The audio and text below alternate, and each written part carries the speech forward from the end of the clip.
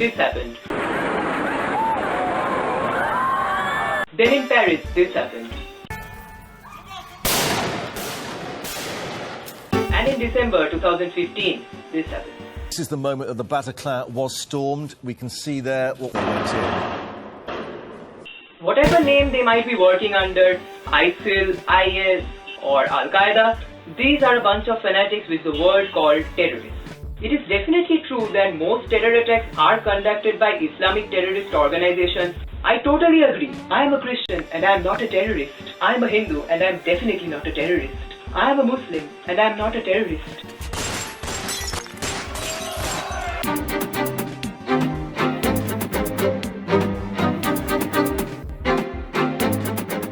After the December attacks in Paris, the first thing you saw turning up on your Facebook newsfeed was this. And I liked every such picture I came across, maybe except this one. Yeah, that's really insensitive, but besides, it's really good to see such passive resistance against these shitheads. But among them was something like this. 130 people killed in Paris. Muslims, are you happy about what you have done? Muslim. You heard me right, Muslim. The thing I would like to point out is that you've got the entirely wrong enemy in your crosshairs. If you want our integrity to remain unharmed, the people you should fight is terrorists in particular. Why should you harm a guy who had no freaking connection with the event? Now I know what some of you guys are going to say right now. Hey pro-Muslim, go back to Pakistan. Tu beef khata hai. 2015 has seen the worst terror attacks of the last 5 years. And the US has taken drastic steps which are actually much needed to eradicate terrorism completely. But the US citizen as a whole has acted far more drastically.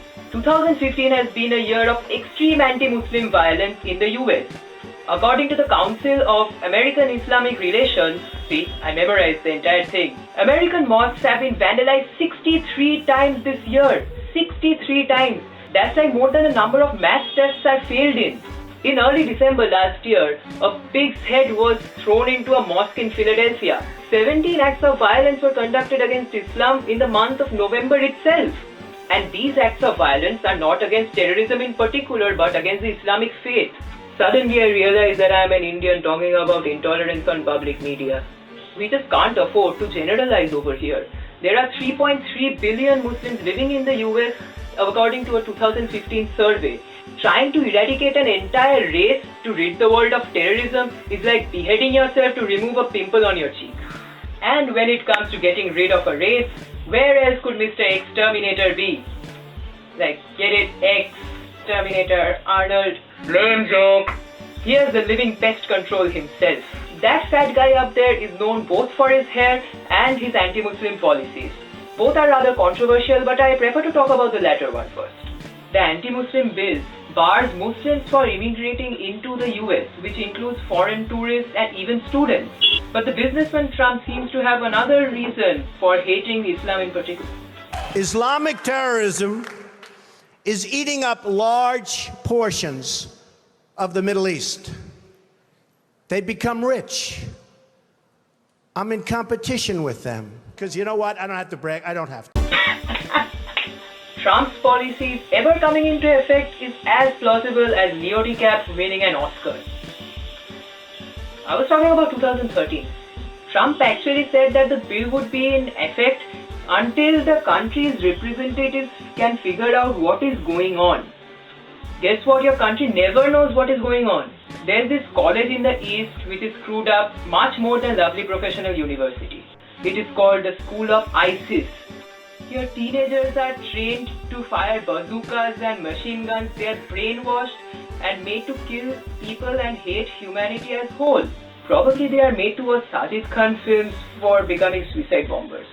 Their religion is just a mere excuse for killing people. It's like asking your dad for the dongle for doing your school project. How can a person's simple name determine his fate? I can totally imagine a situation at the JFK airport. Something like this. Hey man, what's your name? Mustafa. You're a terrorist. Abdel. You're a terrorist. Hariyali kebab. You're a terrorist. Or maybe something like this. Guess what, Obama? You can't enter. Why? I happen to be the President of the United States. Horses cannot come in, but locusts can. And what's even more ridiculous is that Isis happens to be a common girl name in the Netherlands. Yeah, hello? I'd like to make a reservation for two. Sure, what's your name, ma'am? Isis Hernandez. Yeah, Isis. Hello? 911? If all Muslims can be held responsible for 9/11, why can't all Americans be held responsible for Hiroshima and Nagasaki? Guess what? There are several American Muslims who work for the betterment of the society. Take for instance Fazlur Rahman Khan, or Huma Abedin, or Muhammad Ali, or Farah Pandit. You just need a broader outlook and of course some internet balance. Thank you guys for bearing with me once more. If you have any decent topic you want us to talk about, we'll be happy to do so if you drop them down in the comments below. Don't forget to share the video and like it, and don't forget to subscribe or we will find you.